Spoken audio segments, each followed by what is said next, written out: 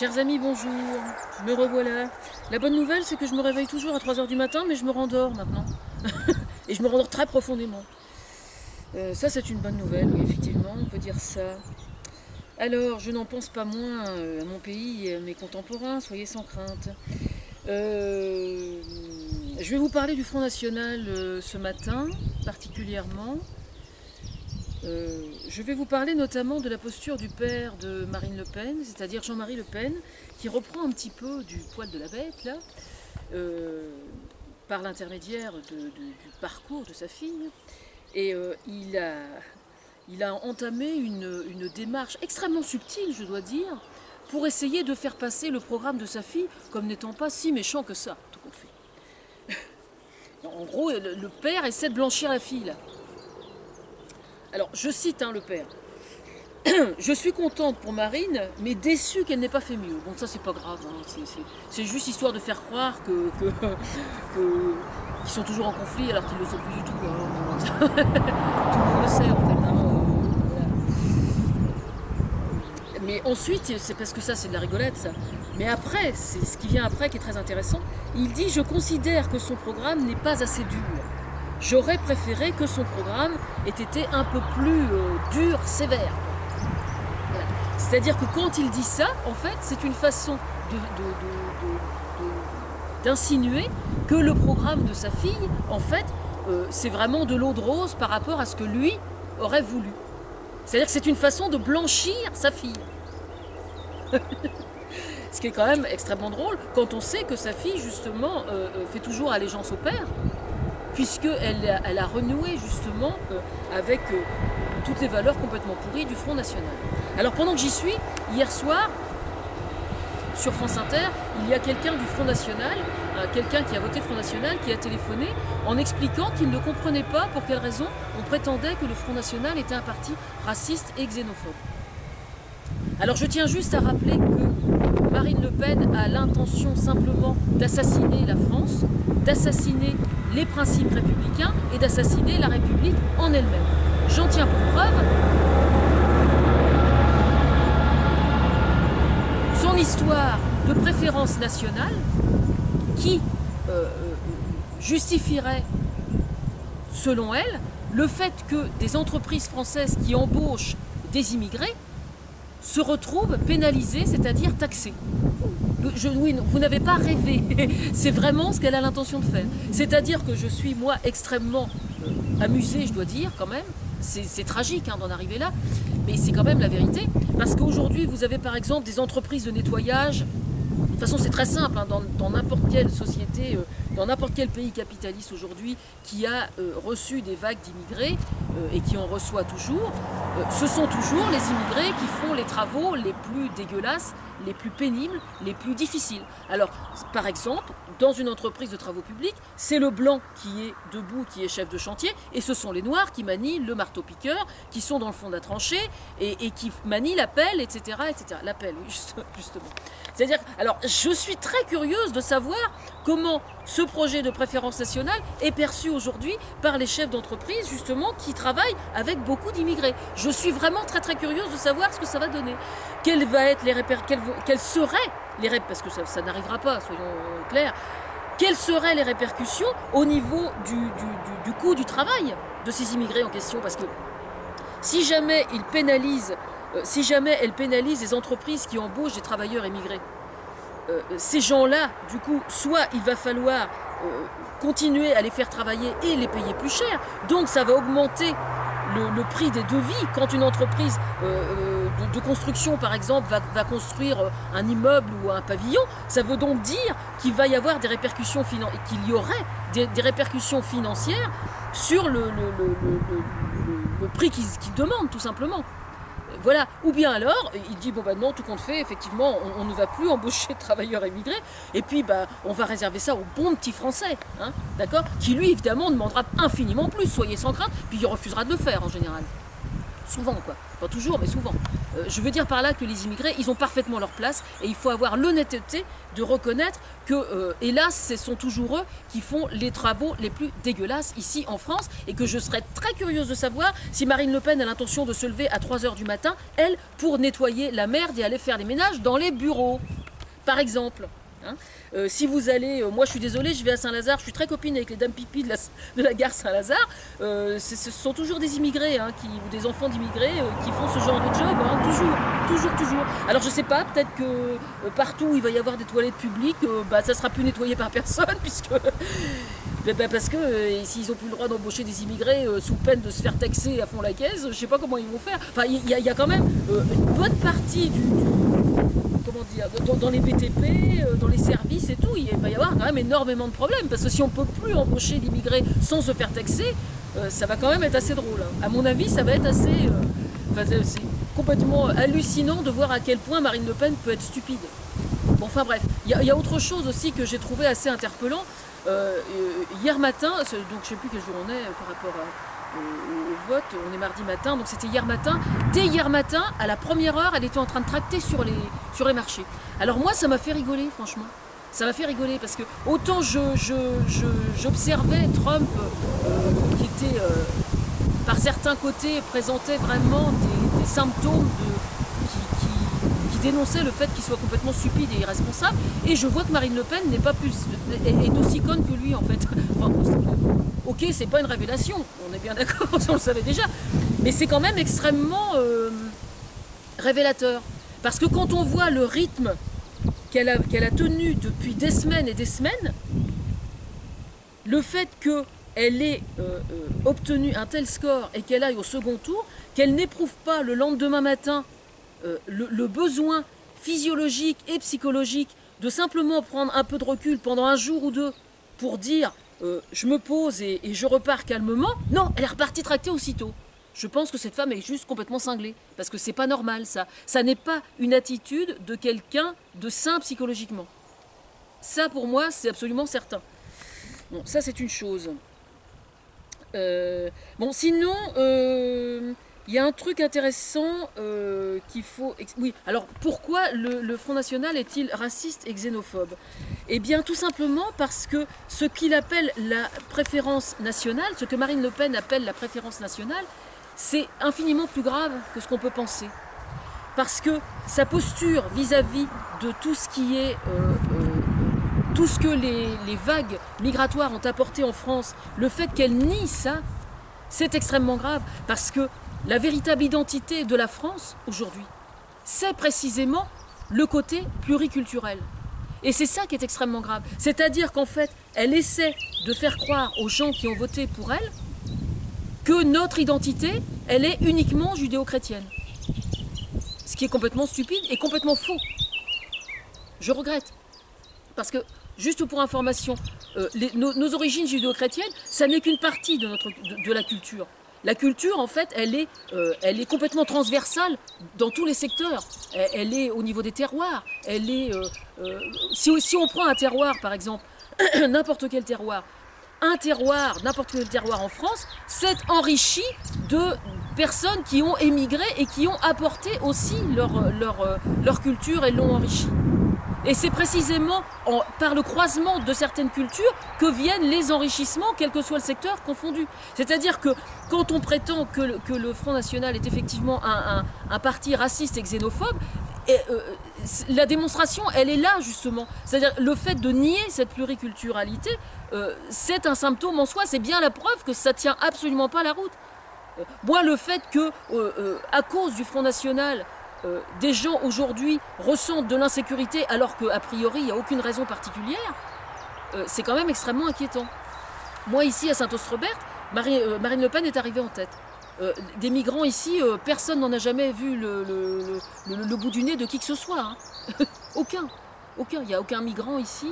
Voilà. Bon. Aujourd'hui, c'est vrai que c'est un peu la faute des médias et d'Internet, je reconnais. Dès l'instant qu'il y a un attentat, un vol ou quoi que ce soit. Effectivement, avec le phénomène de répétition dans les médias et dans les journaux, il y a des gens qui s'imaginent que c'est extrêmement grave. Oui, c'est grave, effectivement. Mais il y a juste un souci que les gens ne savent pas ou refusent de voir, enfin, encore faut-il qu'on leur dise, c'est que si l'on observe le nombre de crimes qui sont perpétrés sur le sol français, de façon objective, selon un diagramme, eh bien on se rend compte qu'il y a beaucoup moins de crimes aujourd'hui qu'il y en avait il y a 10 ans, il y a 20 ans, il y a 30 ans. Vous voyez ce que je veux dire? Ça, c'est la vérité, et le pape l'a dit lui-même d'ailleurs, parce que c'est vrai au niveau mondial aussi. De la même façon d'ailleurs que la famine n'est pas aussi extrême, enfin, quoique là c'est en train de redevenir à cause des flux migratoires, justement, du réchauffement climatique, etc. Ok, ça c'est autre chose, c'est vrai. Mais il n'empêche que si l'on observe la criminalité sur une échelle de façon plus distanciée, on se rend compte que la situation n'est pas si grave que ça. Hein. Je ne suis pas en train de dire que la situation n'est pas grave, je dis juste que la méthode de Marine Le Pen consiste justement à ne fonctionner que par ce biais-là. Là, ce matin, Florian Philippot était sur BFM TV et expliquait que Macron était un enfant du système financier, etc., l'héritier de Hollande. C'est-à-dire que le fait qu'il soit ce prétexte-là, on va le ressortir chaque jour par une personne différente, parce qu'ils n'ont aucun autre élément en fait. Mais ceci dit, c'est extrêmement comique d'observer qu'on puisse reprocher à Macron d'avoir des relations particulières avec la finance. Parce que jusqu'à preuve du contraire, Marine Le Pen n'est pas la dernière non plus. Hein, parce qu'elle l'a trouvé où le pognon pour financer sa campagne? Ok, là elle va être remboursée, tout le monde a dit bravo, il est content le paternel, il va retrouver ses billes. Bon, n'empêche que jusqu'à preuve du contraire, il n'est absolument jamais arrivé encore qu'une entreprise financière montée par quelqu'un de la famille Le Pen soit transparente. Jamais. Que ce soit le parti de Jeanne, que ce soit le financement des partis politiques, que ce soit leur patrimoine propre à la famille, tout est glauque. Tout est glauque. Donc il y a quand même un gros souci. Bon, ceci dit, je ne vais pas y passer la matinée non plus parce que je n'ai pas que ça à faire. Il faut que vous alliez voir, je vais mettre le lien sous la vidéo, au sujet d'une conférence de Vincent Cespedes. C'est un philosophe que je suis depuis plusieurs années, qui s'inspire de moi et que lui m'inspire aussi, enfin comme ça se passe souvent. Et moi je le connais depuis plusieurs années, j'étais allée à une de ses conférences à Paris. Je pense que Thomas l'avait mis sur mes pas parce qu'on avait plein de choses en commun par rapport aux valeurs qu'on défend, mais pas uniquement, aussi au niveau de l'explication. Et donc c'est très intéressant de voir qu'il croise beaucoup de choses que j'explique depuis des années, mais simplement moi les choses que je dis, c'est vrai que je les décortique sur le plan psychologique et que je les décortique de façon assez empirique et que je le décortique surtout en suivant mon instinct. Alors que lui, il le fait de façon plus méticuleuse. Bon, n'empêche que hier matin, donc il y avait Gérard Miller qui parlait, je dis à Thomas, je dis, ben lui, il est extrêmement, c'est un bon communicant, donc c'est bien qu'il décortique les choses et qu'il les explique. Ça va ouvrir les yeux un peu à certaines personnes, j'espère. Je lui dis, il faut qu'il entre un peu en scène maintenant, ce serait bien. Et puis je lui dis, il faut que tu demandes à Vincent s'il peut refaire des conférences, parce que mine de rien, il explique beaucoup de choses aussi, et donc c'est important de le faire. Donc, ni une ni deux, mon souhait a été exaucé. Donc hier soir, justement, j'ai assisté à une de ces conférences sur Facebook et je vais mettre le lien parce qu'évidemment on peut voir en replay. Et donc, lui soutenait Benoît Hamon comme moi. Donc la conférence d'avant-hier, c'était la première ou la deuxième, je crois. Et puis là, hier soir, il a refait une conférence pour expliquer vraiment comment dire, la démarche des deux finalistes en fait, donc de Macron d'une part et de Marine Le Pen d'autre part. Parce que prétendre que c'est la peste et le choléra, c'est une formule que j'ai utilisée moi il y a déjà pas mal de temps, mais c'est un peu plus complexe que ça. Donc justement, il explique, lui évidemment appelle à voter Macron, mais il explique justement pas mal de choses sur le sujet, et donc je recommande d'aller revoir ça parce que c'est tout à fait interpellant et tout à fait intéressant. Voilà. Sinon, oui, j'ai entendu que Marine Le Pen avait fait un tabac dans les campagnes. Il faut juste savoir une chose, c'est que les campagnes Marine Le Pen, elle s'en fout, mais alors comme vous n'avez même pas idée. Moi ici, je sers de locomotive dans la région, et grâce à moi, je sais que le département et la région ont eu à cœur, dans la mesure du possible, de suivre le plus possible de choses que j'ai boostées et cherché à promouvoir depuis pas mal de temps. Alors parmi ceux-ci, les concerts région, par exemple. Donc je ne sais pas d'ailleurs s'ils vont être reconduits ou pas. Je crois que c'est un peu sur la sellette, mais je ne sais pas du tout ce que ça va donner. Moi, j'accorde beaucoup d'importance à l'accès à la culture, y compris pour les plus démunis. Et en ce sens, les concerts gratuits, c'était quand même très intéressant. Mais pour moi, le plus important encore, il y a beaucoup de gens qui considèrent que la culture a été un peu le parent pauvre de François Hollande. Moi, je considère que la culture, c'est avant tout le fait de promouvoir la culture en tant que telle. Promouvoir la culture en tant que telle dans l'esprit, dans l'opinion publique, ce sont les émissions gratuites qui expliquent, qui vulgarisent la culture. Et sur ce plan-là, comme moi je suis l'inspiratrice de plein de choses au sein de France Télévisions et de plein de médias, je considère que ça a été bien fait, justement. Et moi je suis à l'origine des rythmes scolaires, j'en suis très fière, et je suis absolument certaine que Macron ne verra aucun inconvénient à poursuivre ce que nous avons commencé à faire sur ce plan-là. Alors en ce qui concerne les électeurs du Front National, moi je sais, enfin c'est prouvé, je veux dire, quand on fait des micro-trottoirs et qu'on interroge les gens qui ont voté le Front National, il y a énormément de gens parmi ces gens-là qui viennent du milieu ouvrier et qui sont des anciens échecs scolaires et des gens qui n'ont pas fait d'études. Quand je prétends ça, je tiens à préciser que pour ma part, ça n'est pas une façon de les stigmatiser. Moi, je suis, un échec scolaire sur pattes, vraiment. C'est-à-dire que j'ai le brevet des collèges et c'est tout. J'ai pas mon bac. J'ai quitté l'école à 17 ans et demi. Je me suis mariée à 18 ans. Et j'ai vécu ensuite sous un statut de femme au foyer. Hein, où j'ai eu 3 filles. Mais je sais ce que c'est que l'échec scolaire. Je sais ce que c'est que le décrochage scolaire. Je sais ce que c'est que d'avoir des mauvaises notes. Je sais ce que c'est que d'avoir certains professeurs qui étaient absolument désarmé devant ma situation. Voilà. Alors vous me direz, oui, avec ton passé de trauma lié à la pédophilie, c'était pas fait pour arranger. Peut-être. N'empêche que moi, quand j'étais enfant, si j'avais eu les rythmes scolaires tels qu'ils sont aujourd'hui prévus par l'éducation nationale, il est tout à fait probable que j'aurais peut-être jamais pété les plombs à 40 ans. Ça, c'est certain. Les rythmes scolaires, c'est une béquille absolument indispensable pour n'importe quel élève, y compris des élèves qui sont très bons. Et sur ce plan-là, moi de toute façon, je n'arrêterai jamais de militer pour les rythmes scolaires parce que justement c'est quelque chose d'absolument indispensable pour que des enfants s'en sortent. Alors moi j'ai une question à poser aujourd'hui à Marine Le Pen et à tous les gens qui prétendent la soutenir et qui prétendent que le Front National c'est la solution. J'avais commencé à mettre une pétition sur le site Mes Pétitions. Est-ce que vous pensez que Marine Le Pen est susceptible de proposer des solutions viables pour faire face à l'échec scolaire? Je ne suis pas allée voir depuis longtemps ce que ça donne, mais je crois que si toute personne sensée qui se pose cette question-là et qui a voté Front National, réfléchissez-y vraiment, parce que moi je peux vous dire que si votre enfant est en échec scolaire et que c'est si c'était Marine Le Pen qui était élue, je pense que votre gamin il est vraiment très très mal barré. Ça c'est clair. Parce que moi l'échec scolaire, je sais ce que c'est. Je l'ai vécu dans ma chair. Hein. Les humiliations...